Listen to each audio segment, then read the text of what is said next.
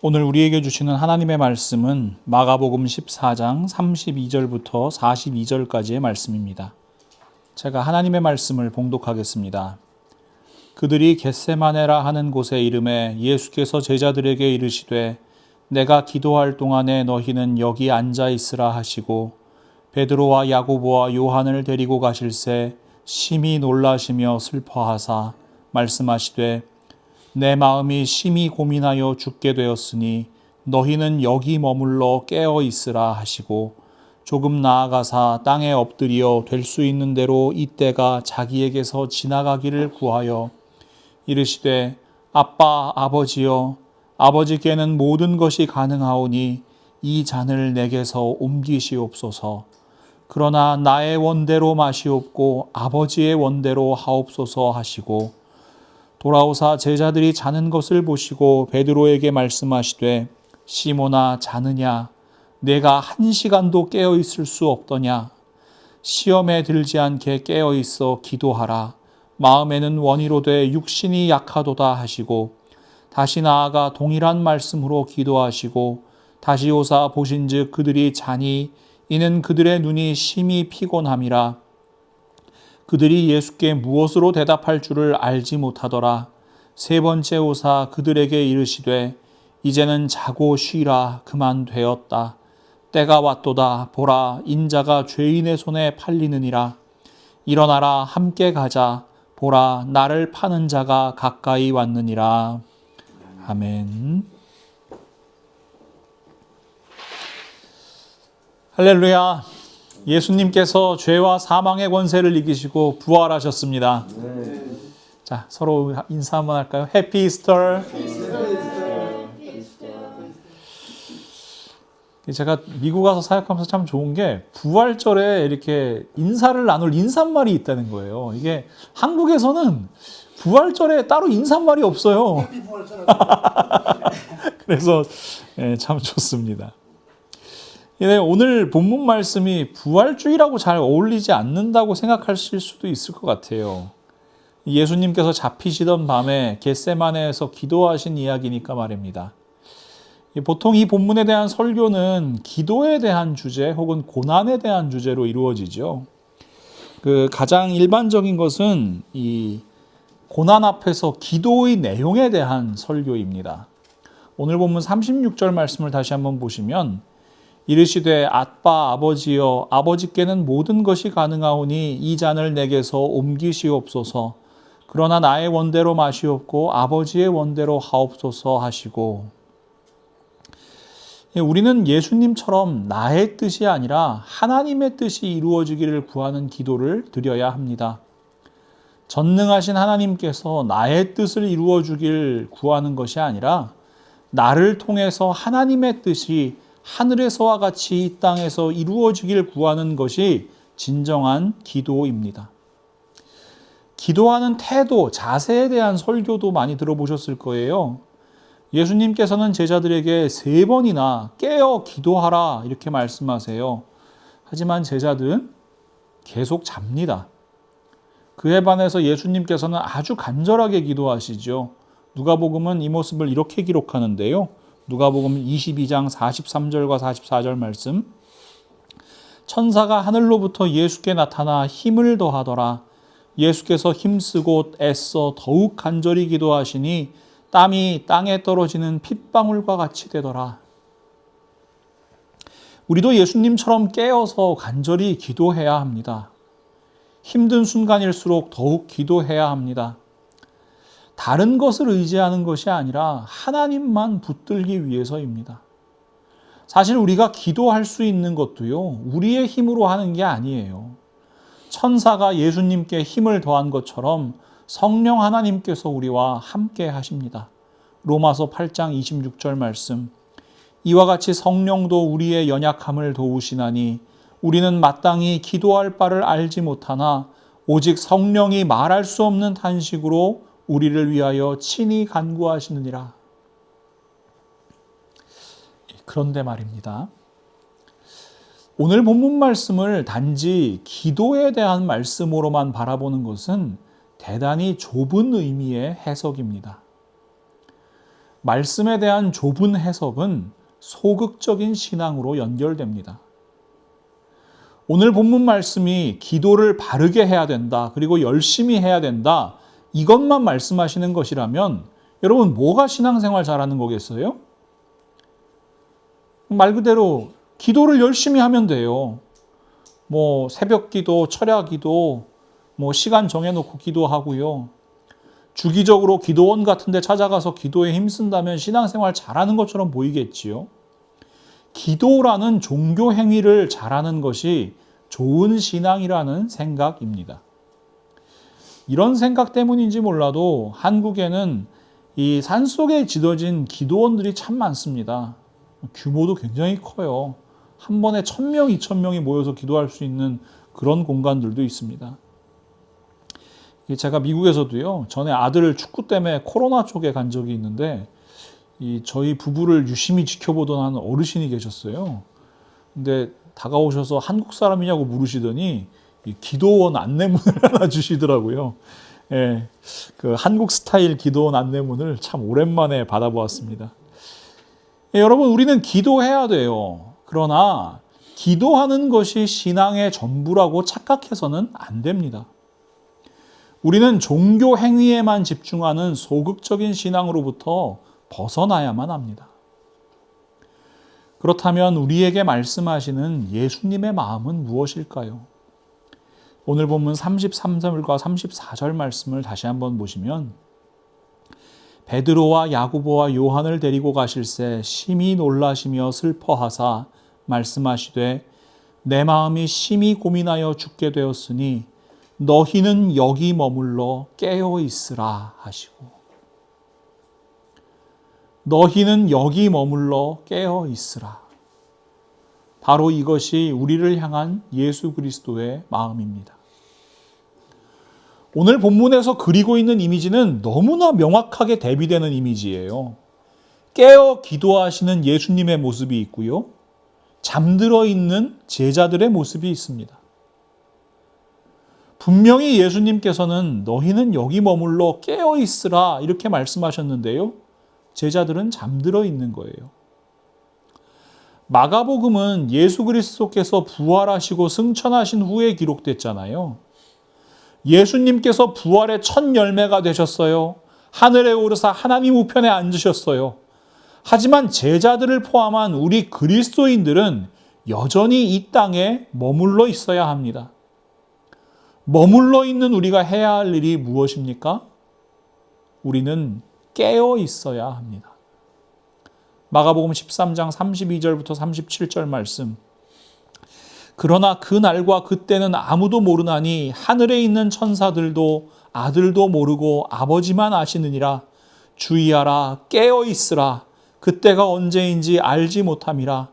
가령 사람이 집을 떠나 타국으로 갈 때에 그 종들에게 권한을 주어 각각 사물을 맡기며 문지기에게 깨어 있으라 명함과 같으니, 그러므로 깨어 있으라. 집주인이 언제 올는지, 혹 저물 때일는지, 밤중일는지, 달 굴 때일는지, 새벽일는지 너희가 알지 못함이라.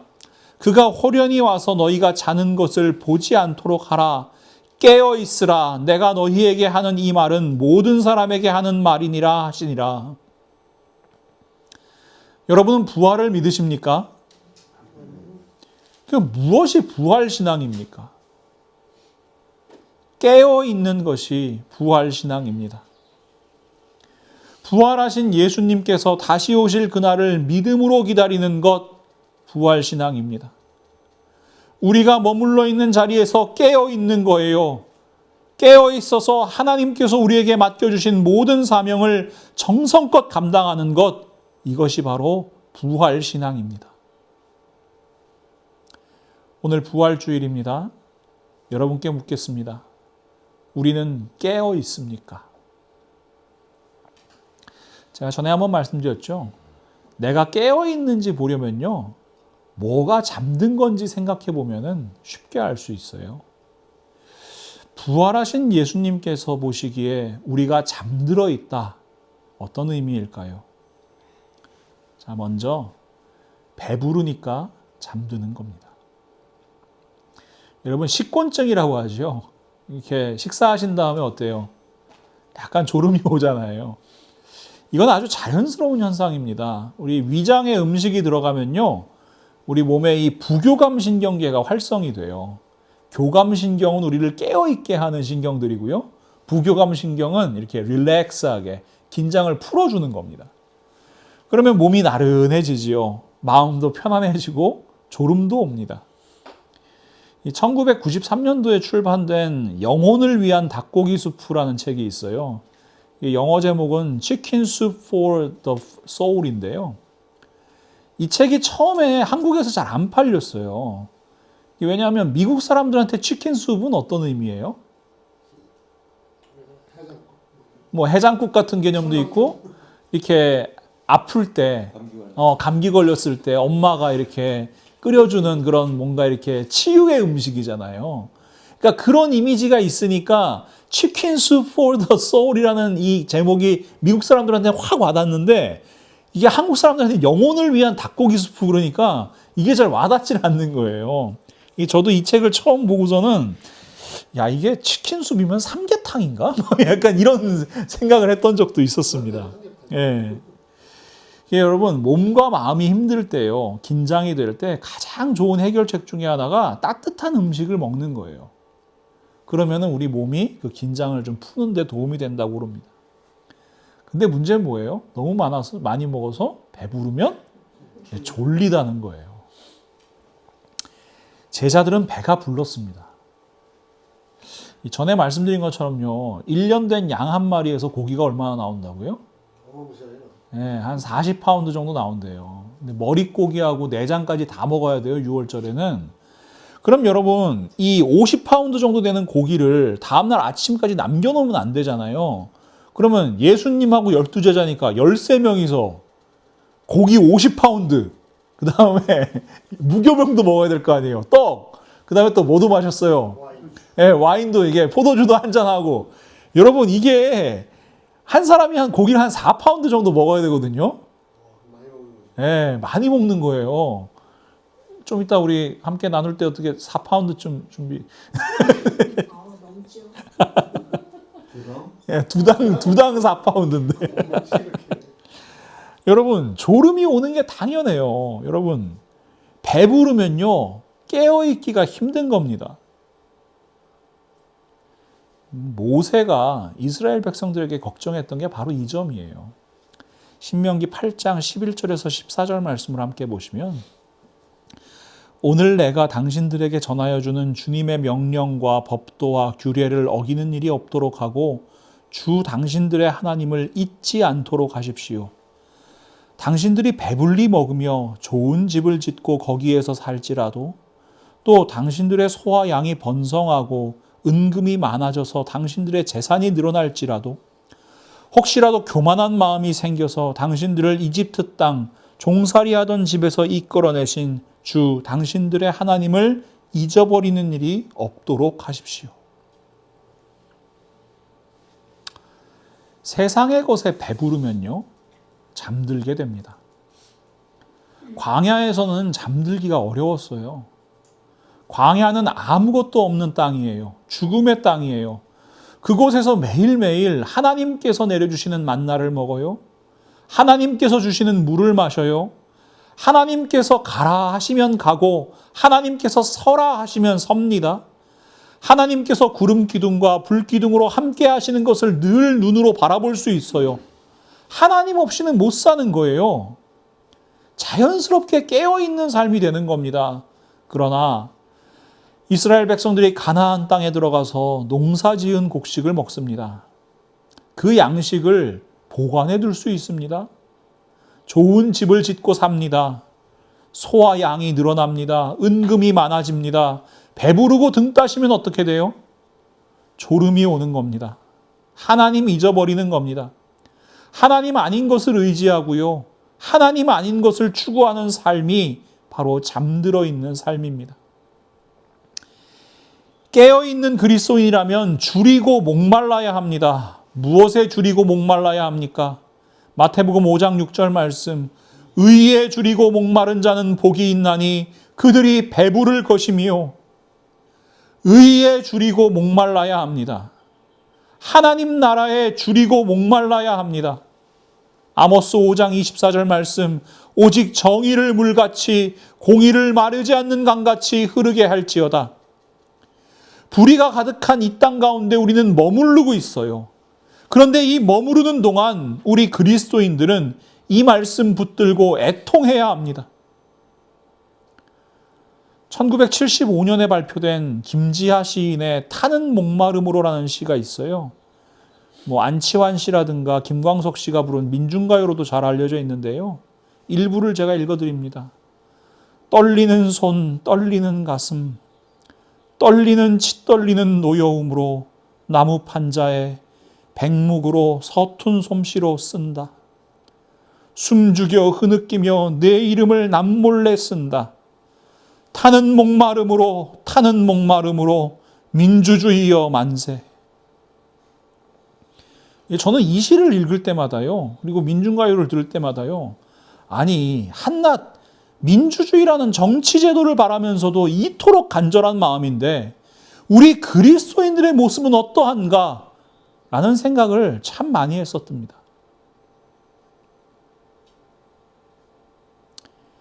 예수님께서 말씀하십니다. 마태복음 6장 31절부터 33절 말씀.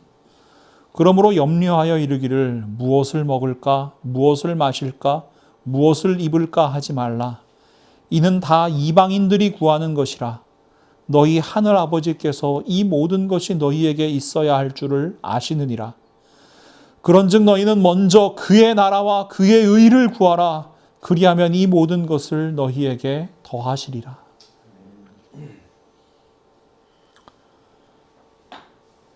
부끄럽지만 우리 그리스도인들의 모습은 먼저 하나님의 나라와 의를 구하는 것이 아니라 무엇을 먹을까, 무엇을 마실까, 무엇을 입을까만 걱정하는 모습입니다.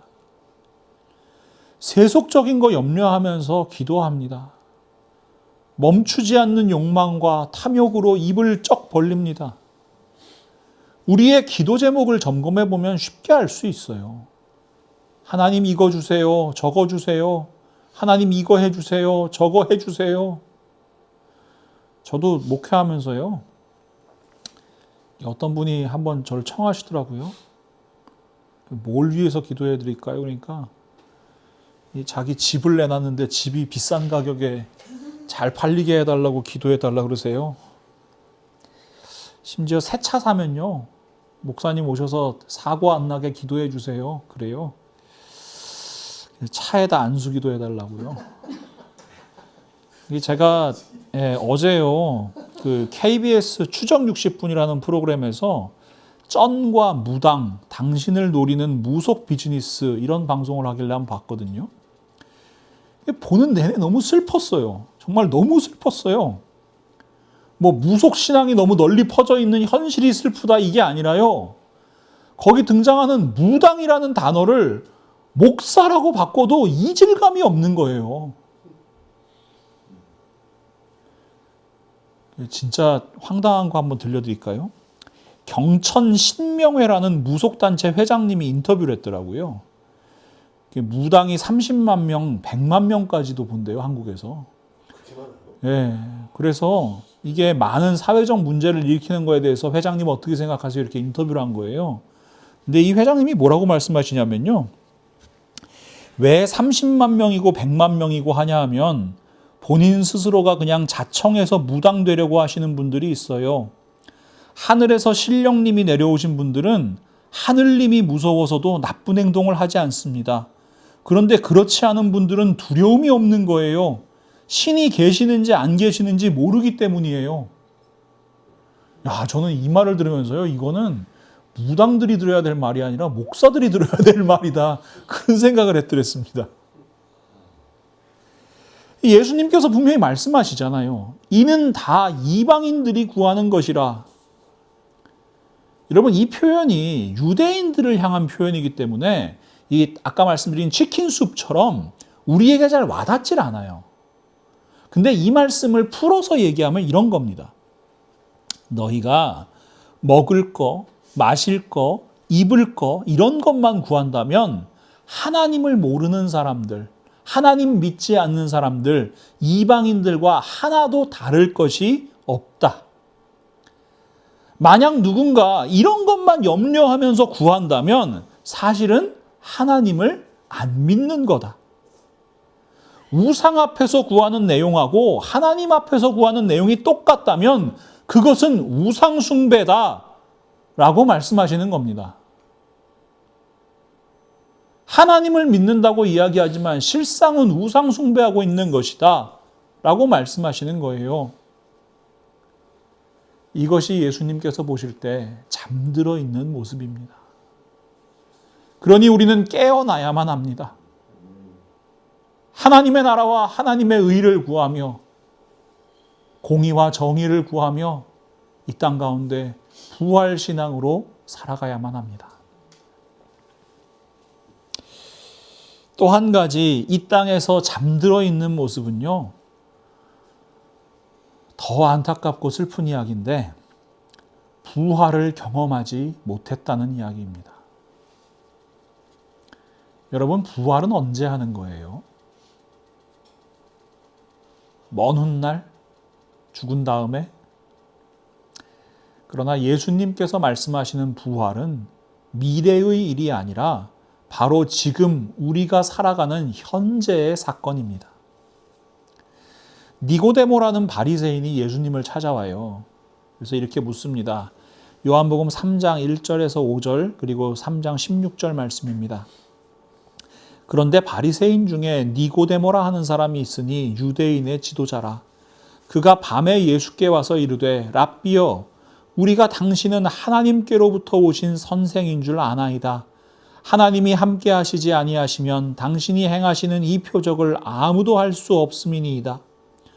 예수께서 대답하여 이르시되 진실로 진실로 내게 이르노니 사람이 거듭나지 아니하면 하나님의 나라를 볼 수 없느니라. 니고데모가 이르되 사람이 늙으면 어떻게 날 수 있사옵나이까? 두 번째 모태에 들어갔다가 날 수 있사옵나이까? 예수께서 대답하시되 진실로 진실로 내게 이르노니 사람이 물과 성령으로 나지 아니하면 하나님의 나라에 들어갈 수 없느니라. 하나님이 세상을 이처럼 사랑하사 독생자를 주셨으니 이는 그를 믿는 자마다 멸망하지 않고 영생을 얻게 하려 하심이라. 하나님의 아들 독생자 예수 그리스도를 믿는 믿음으로 말미암아 우리는 거듭나게 됩니다. 다시 태어나게 됩니다. 다시 살아나게 됩니다. 죽은 나사로 때문에 슬퍼하는 마르다에게 예수님께서 말씀하십니다. 요한복음 11장 23절부터 27절 말씀입니다. 예수께서 이르시되 내 오라비가 다시 살아나리라. 마르다가 이르되 마지막 날 부활 때에는 다시 살아날 줄을 내가 아나이다. 마지막 날을 바라보잖아요. 예수께서 이르시되 나는 부활이요 생명이니 나를 믿는 자는 죽어도 살겠고 무릇 살아서 나를 믿는 자는 영원히 죽지 아니하리니 이것을 내가 믿느냐. 이르되 주여 그러하외다. 주는 그리스도시요 세상에 오시는 하나님의 아들이신 줄 내가 믿나이다. 마르다는요 마지막 날 부활 때를 이야기합니다. 그러나 예수님께서는요 살아서 나를 믿는 자는 이미 부활하여 영생을 가졌다라고 말씀하시는 겁니다. 예수 그리스도를 믿으십니까? 그렇다면 우리는 이미 부활하였습니다. 영원한 생명을 살아가는 사람들입니다. 사도 바울은 고백합니다. 갈라디아서 2장 20절 말씀. 내가 그리스도와 함께 십자가에 못 박혔나니 그런즉 이제는 내가 사는 것이 아니요 오직 내 안에 그리스도께서 사시는 것이라. 이제 내가 육체 가운데 사는 것은 나를 사랑하사 나를 위하여 자기 자신을 버리신 하나님의 아들을 믿는 믿음 안에서 사는 것이라. 나는 십자가에 못 박혀 죽었습니다. 그러나 부활하신 예수 그리스도와 함께 다시 살아난 것입니다. 예수님께서 너희는 여기 머물러 깨어 있으라 이렇게 말씀하시는 건요. 부활을 경험한 그리스도인으로 살아가라는 말씀입니다. 여전히 육체 가운데 있어요. 여전히 이 땅 가운데 있어요. 하지만 정말로 부활하여 예수 그리스도와 함께 살아가고 있는지 우리에게 물으시는 겁니다.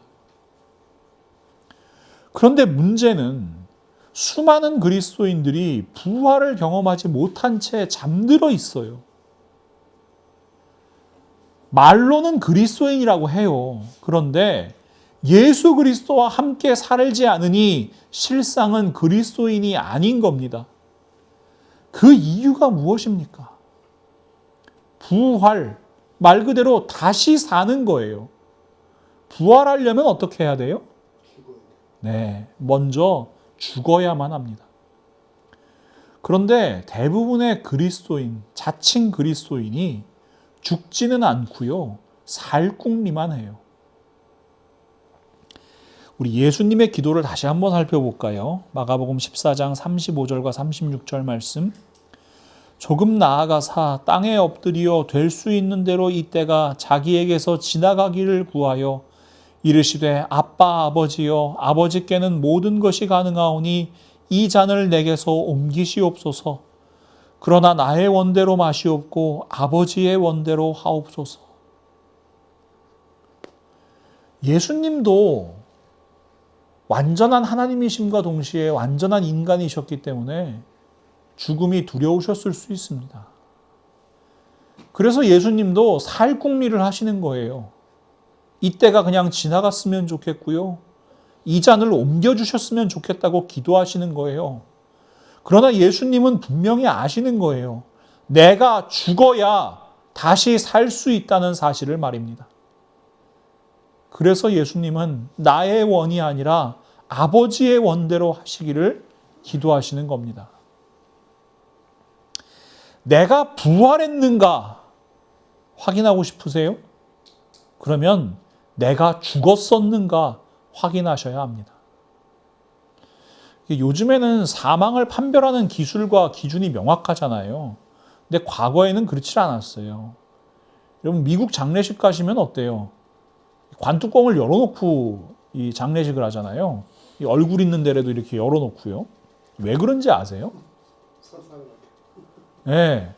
여러분 진짜 죽었는지 확인하는 거예요. 요즘에는 이제 방부 처리해서 냉장고에 집어넣었다가 다시 꺼내는데요. 예전에는 실제로 시신을 넣고 관뚜껑을 열어놓은 상태로 이 시신이 부패되기 시작하는지를 보는 거예요. 그래야 확실히 죽었다고 생각하고 장례식 치르고 땅에 묻는 겁니다. 아니, 관뚜껑 덮어놨다가 살아있는데 못 나오면 안 되잖아요. 그래서 여러분 서양에서 관뚜껑을 열고 장례를 치르는 겁니다. 예, 뷰잉을 하는 거예요. 한국에서요 3일장, 5일장 이렇게 하잖아요. 왜 해요? 예, 요즘에는 이제 그 장례식장 가보시면은 이 냉장고에다가 시신은 넣어놓고 장례식장에는 시신이 없죠. 근데 원래 예전에 한국에서 장례 치를 때는 어떻게 했어요? 그렇죠. 병풍 뒤에서 뭐 이렇게 그래서 속된 말로 뭐 너 병풍 뒤에서 향 냄새 맡고 싶어 그러면 이제 죽고 싶냐 뭐 이런 거잖아요. 그게 왜 그러냐면은 3일 동안 혹은 5일 동안 병풍 뒤에다 시신을 놓고 혹시 살아나는지 보는 거예요. 확실히 죽었다는 것을 확인하는 겁니다.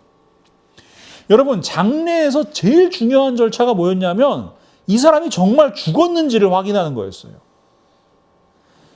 요한복음 11장 39절 말씀 보시면 예수께서 이르시되 돌을 옮겨 놓으라 하시니 그 죽은 자의 눈이 마르다가 이르되 주여 죽은 지가 나흘이 되었음에 벌써 냄새가 나나이다. 누가복음 24장 21절과 23절 말씀 우리는 이 사람이 이스라엘을 속량할 자라고 말았노라. 이뿐 아니라 이 일이 일어난 지가 사흘째요. 또한 우리 중에 어떤 여자들이 우리로 놀라게 하였으니 이는 그들이 새벽에 무덤에 갔다가 그의 시체는 보지 못하고 와서 그가 살아나셨다 하는 천사들의 나타남을 보았다 함이라. 여러분 나사로가 죽은 지 나흘이 되었다. 예수 그리스도께서 사흘 만에 부활하셨다. 이것도요. 모두 완전한 죽음이 확인되었다라는 걸 증언하는 거예요. 사도 바울은 이렇게 선포합니다. 고린도후서 13장 5절 말씀. 너희는 믿음 안에 있는가? 너희 자신을 시험하고 너희 자신을 확증하라. 예수 그리스도께서 너희 안에 계신 줄을 너희가 스스로 알지 못하느냐? 그렇지 않으면 너희는 버림받은 자니라. 자, 이 말씀은 이렇게 읽으셔야 합니다. 너희가 죽어야 예수 그리스도와 함께 살 수 있는 거야. 그러니 너희가 정말로 죽었었는지 아니면 죽은 적이 없는지 시험하고 확증하라는 말씀입니다. 어떻게 확인할 수 있지요? 여러분, 하나님 말씀 앞에서 확인해야 합니다. 첫째, 내가 정욕과 탐심, 육체의 일에 대하여 죽었는지 확인하십시오. 갈라디아서 5장 24절 말씀, 그리고 19절에서 21절 말씀입니다. 그리스도 예수께 속한 사람은 정욕과 욕망과 함께 자기의 육체를 십자가에 못 박았습니다. 육체의 행실은 환히 드러난 것들입니다. 곧 음행과 더러움과 방탕과 우상숭배와 마술과 원수매짐과 다툼과 시기와 분냄과 분쟁과 분열과 파당과 질투와 술취함과 흥청망청 먹고 마시는 노름과 그와 같은 것입니다. 내가 전에도 여러분에게 경고하였지만 이제 또다시 경고합니다. 이런 짓을 하는 사람들은 하나님의 나라를 상속받지 못할 것입니다. 왜 그래요? 죽은 적이 없거든요. 둘째, 내가 죄에 대하여 죽었는지 확인하십시오. 로마서 6장 1절에서 6절 말씀 그리고 11절 말씀입니다. 그러면 우리가 무엇이라고 말을 해야 하겠습니까? 은혜를 더하게 하려고 여전히 죄 가운데 머물러 있어야 하겠습니까? 그럴 수 없습니다. 우리는 죄에는 죽은 사람인데 어떻게 죄 가운데서 그대로 살 수 있겠습니까? 세례를 받아 그리스도 예수와 하나가 된 우리는 모두 세례를 받을 때 그와 함께 죽었다는 것을 여러분은 알지 못합니까? 그러므로 우리는 세례를 통하여 그의 죽으심과 연합함으로써 그와 함께 묻혔던 것입니다.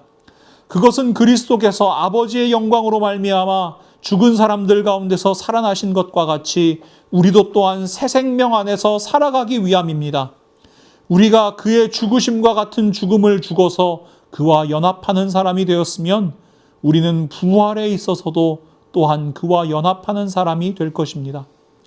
우리의 옛사람이 그리스도와 함께 십자가에 달려 죽은 것은 죄의 몸을 멸하여서 우리가 다시는 죄의 노예가 되지 않게 하려는 것임을 우리는 압니다.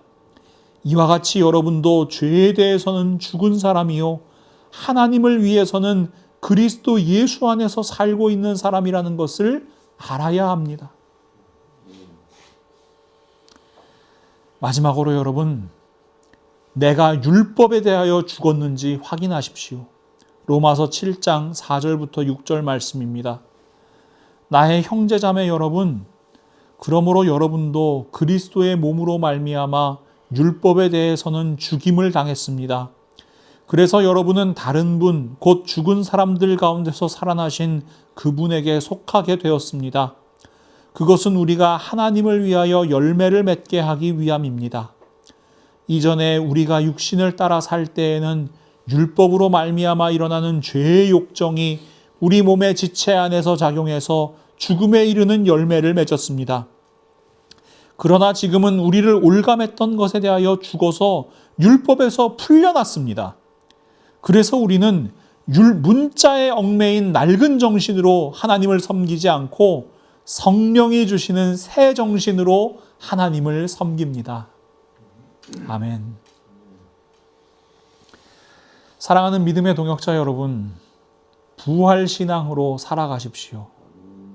이 땅에 머무는 동안 부활신앙으로 깨어 있으십시오. 의에 줄이고 목마른 그리스도인으로, 나는 죽고 예수 그리스도로 살아가는 그리스도인으로 이 땅 가운데 살아가십시오.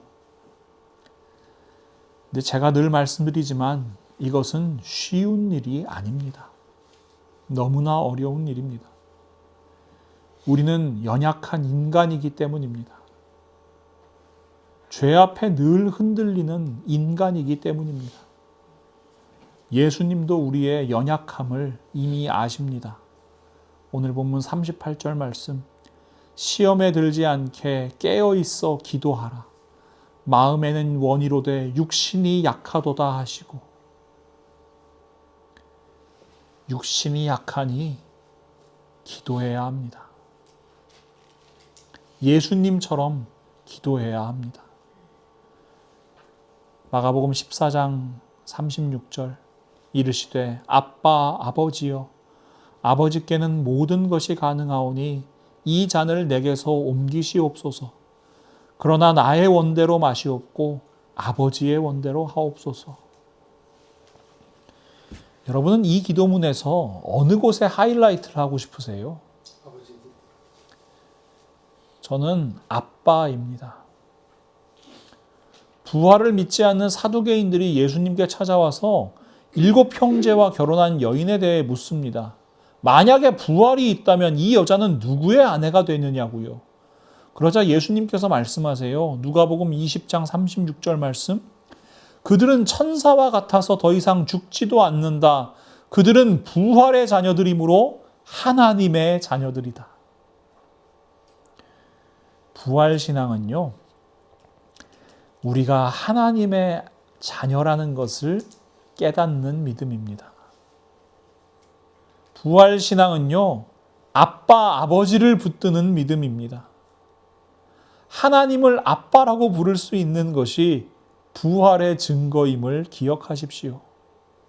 그러니 여러분, 아빠, 아버지께 우리가 이 땅 가운데 깨어있는 부활의 증인으로 살아가게 해달라고 기도하십시오. 정욕과 탐심과 육체의 일과 죄와 율법에 대하여 죽고 예수 그리스도와 함께 살아가는 참된 그리스도인 될 수 있기를 기도하십시오. 전능하신 하나님, 우리 아버지께서 우리와 함께 하시고 반드시 역사하실 줄 믿습니다. 이것이 하나님께서 우리 그리스도인에게 기대하시는 적극적인 신앙입니다. 하나님 우리 아버지와 함께 이 땅 가운데 거룩한 하나님의 나라 이루어가는 적극적인 신앙으로 살아가는 우리 모두가 될 수 있기를 부활하신 예수 그리스도의 이름으로 간절히 축원합니다. 오늘은요, 우리가 예수님께서 가르쳐 주신 기도로 함께 기도하면 좋겠어요.